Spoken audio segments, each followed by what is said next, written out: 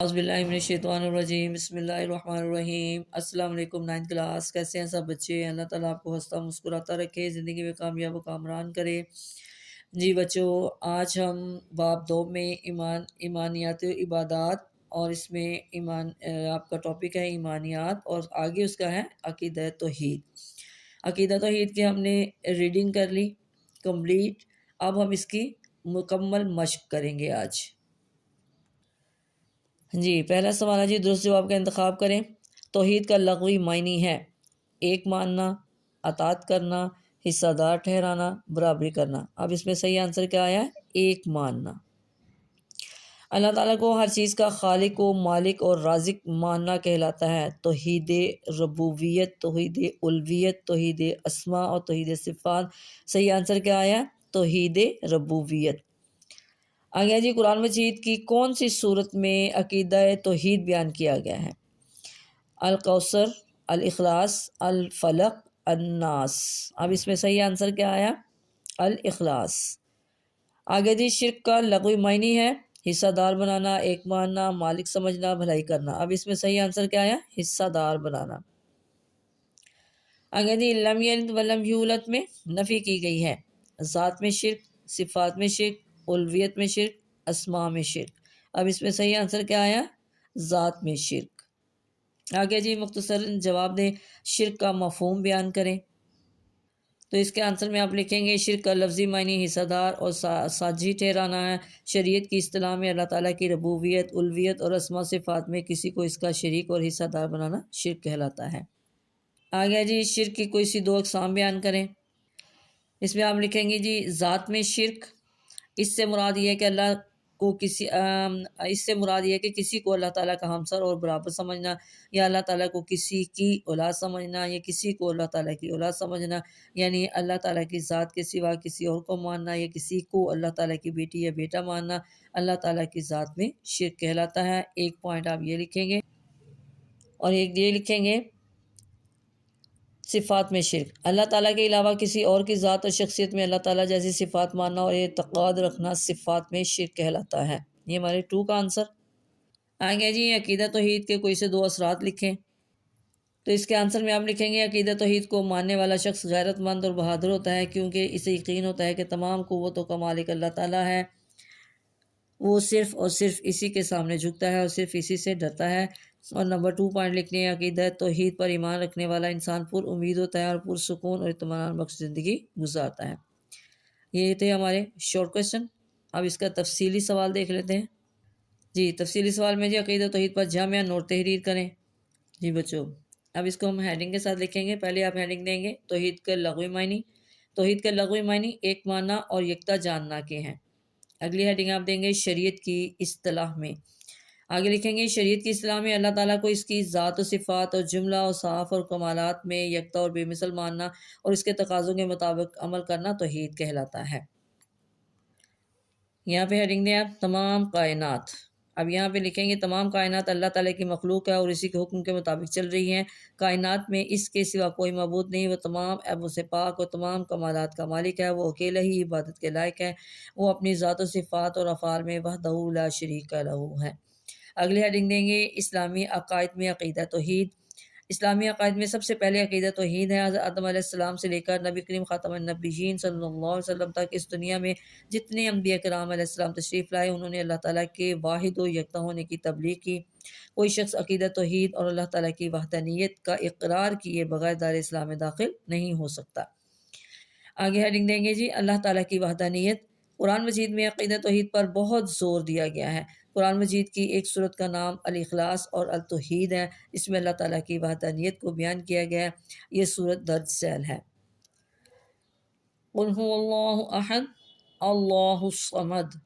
اے نبی خاتم النبیین صلی اللہ علیہ وسلم، آپ فرما دیجئے اللہ ہی ایک ہے، اللہ بے نیاز ہے۔ وہ اللہ ایک ہی ہے، اللہ بے نیاز ہے۔ لم یلد ولم یولد، نہ وہ کسی کا باپ ہے نہ وہ کسی کا بیٹا ہے۔ ولم یکن لہ کفوا احد، اور نہ ہی کوئی اس کے برابر ہے۔ اگلی ہیڈنگ آپ دیں گے عقیدہ توحید پر کی اہمیت اور الوہیت۔ عقیدہ توحید کو تمام جی بچوں آگے لکھیں گے یہاں سے عقیدہ توحید کو تمام امور دین پر اہمیت اور اولیت حاصل ہے۔ عقیدہ توحید کے بغیر کوئی عبادت اور عمل قبول نہیں ہوتا۔ اللہ تعالیٰ کا بندوں پر اہم ترین حق اس کی وحدانیت پر ایمان رکھنا ہے۔ جو شخص عقیدہ توحید اختیار کر لیتا ہے اللہ تعالیٰ اسے جہنم کی آگ سے نجات عطا کرتا ہے۔ عقیدہ توحید کی تفصیل یہ ہے کہ اللہ تعالیٰ کی ربوبیت، الوہیت، اسماء و صفات میں اکیلا اور یکتا تسلیم کیا جائے۔ اب یہاں پہ آپ کی ہیڈنگ ہے جی عقیدہ توحید کی اقسام۔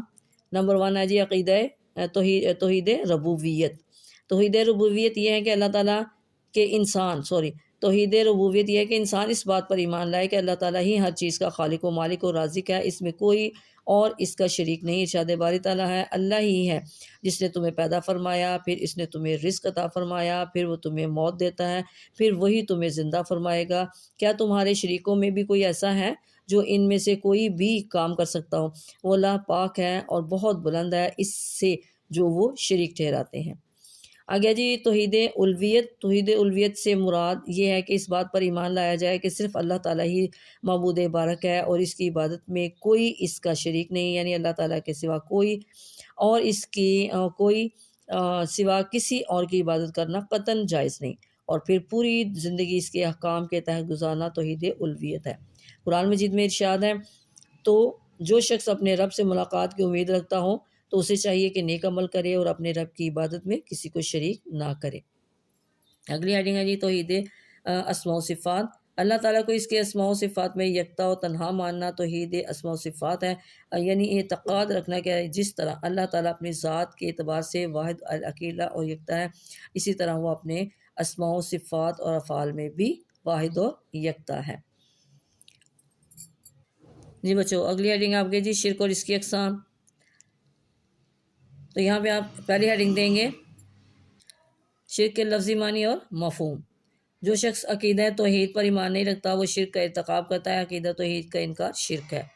شرک کا لفظی معنی حصہ دار اور ساجی ٹھہرانا ہے۔ شریعت کی اصطلاح میں اللہ تعالیٰ کی ربوبیت، الوہیت اور اسماء صفات میں کسی کو اس کا شریک اور حصہ دار بنانا شرک کہلاتا ہے۔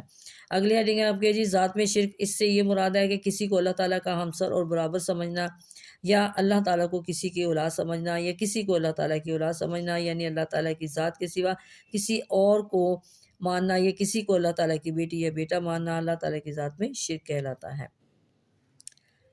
آگے جی اللہ تعالیٰ کے ارشاد ہے لم یلد ولم یولد، نہ وہ کسی کا باپ ہے نہ وہ کسی کا بیٹا ہے۔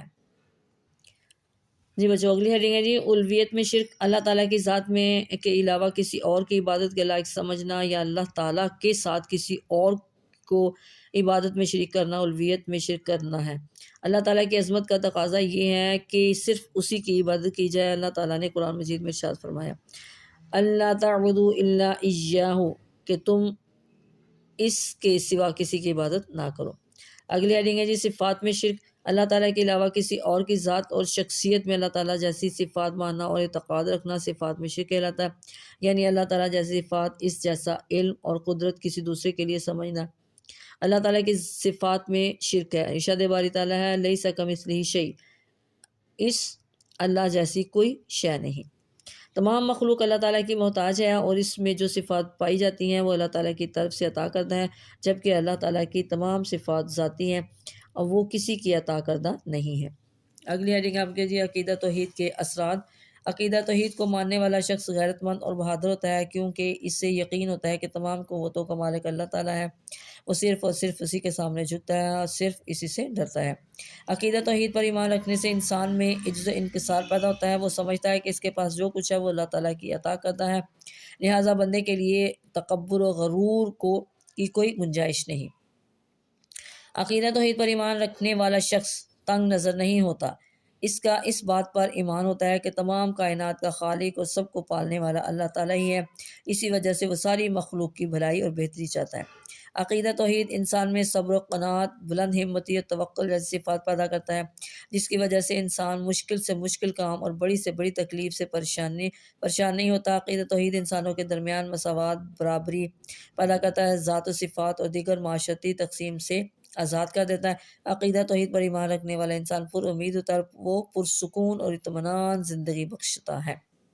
جی بچوں یہ تھا آج کا ہمارا سبق۔ اس میں آج ہم نے مکمل مشق کی، اس کو آپ نے اچھی طرح یاد کرنا ہے۔